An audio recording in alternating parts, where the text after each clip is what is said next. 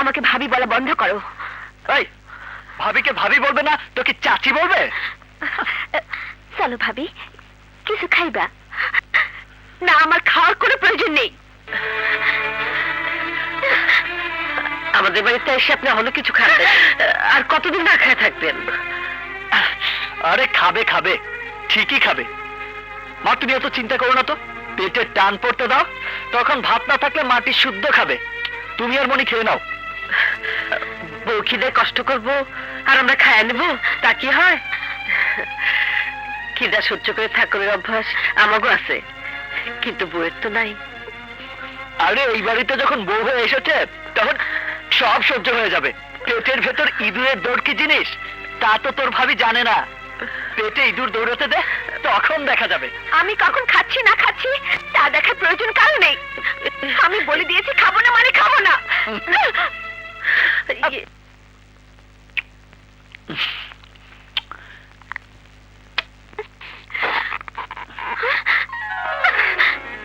বাবা দেমাগ কত রে। মানুষ বলে সব মেয়ে মানুষের জীবনে বাসর রাত নাকি সবচেয়ে মধুর রাত। এই রাতে মেয়েরা স্বামীর সামনে তার ঘুমটা প্রথমবারের মতো খোলে, তারপর শুরু করে একটা নতুন জীবন। কিন্তু ঘুমটা তো আর তোমার সাথে নেই, ঘুমটা তো তোমার আবার শত্রু। আর জেদ হলো তোমার লজ্জার ভূষণ। তুমি আমাকে পছন্দ করতে না পারো, কিন্তু আমি তোমাকে অনেক পছন্দ করি। সবচেয়ে বেশি পছন্দ করি তোমার জেদ। জানতে চাও কেন? কারণ আমি নিজেই জিদ্দি। রানী, ধনী গরিব নিয়েই এই জগৎ। ধনী গরিব যখন প্রেমে পড়ে এক হয়ে একসাথে বসবাস করে, তখন একটা সুন্দর সুখী সংসার হয়। আরে দেখো আমি কত বড় বেকুব, আমি একাই সব কথা বলে যাচ্ছি। তুমি কিছু বলছো না যে? অবশ্য এই রাতে সব মেয়েরাই একটু লজ্জা পায়। আচ্ছা ঠিক আছে, এসো বাকি কথা বিছানায় গিয়ে বলি। ছাড়ো আমাকে। তুমি যদি ভদ্র ঘরের সন্তান হয়ে থাকো তাহলে আমার অনুমতি ছাড়া তুমি আমাকে কখনো ছবে না। আমি তোমাকে কলেমা পড়ে বিয়ে করেছি সত্য, তবে তা শুধু করেছি আমার বাবার জীবন রক্ষা করার জন্য। একটা কথা মনে রেখো, আমি কখনোই তোমাকে মন থেকে স্বামী হিসেবে মেনে নিতে পারবো না, কখনো না। আমি জোর করে যেমন তোমাকে বিয়ে করেছি, তেমনি জোর করে আজ রাতে তোমার কাছ থেকে স্বামীর অধিকার আদায় করতে পারি। কিন্তু না, আমি তা কখনোই করব না। যতদিন মন থেকে তুমি আমাকে স্বামী হিসেবে মেনে নিতে না পারবে, আমার মায়ের কসম, ততদিন আমি তোমাকে ছুঁয়েও দেখব না।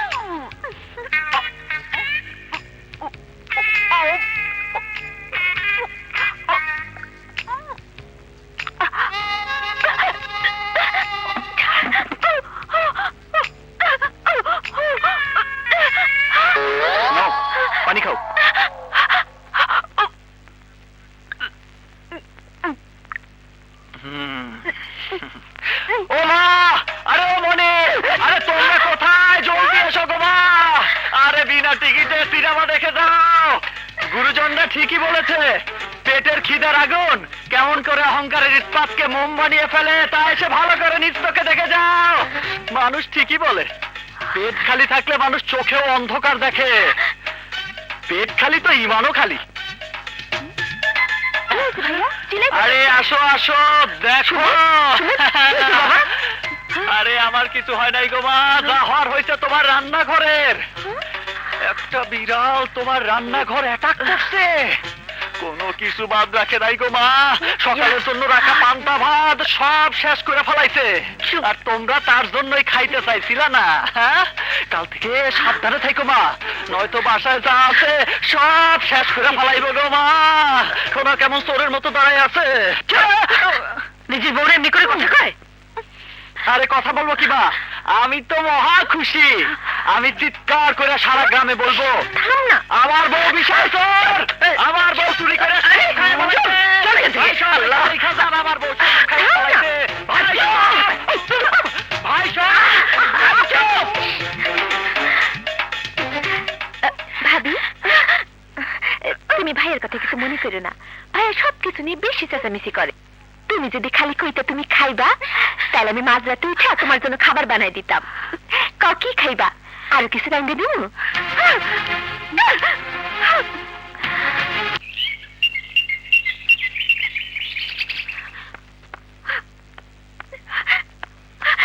বাবা, রানী, বাবা, অনেকদিন বাদে মা, আমি তোর কথাই ভাবছিলাম। না বাবা না, আমাকে এত বড় বদদুয়া দিও না।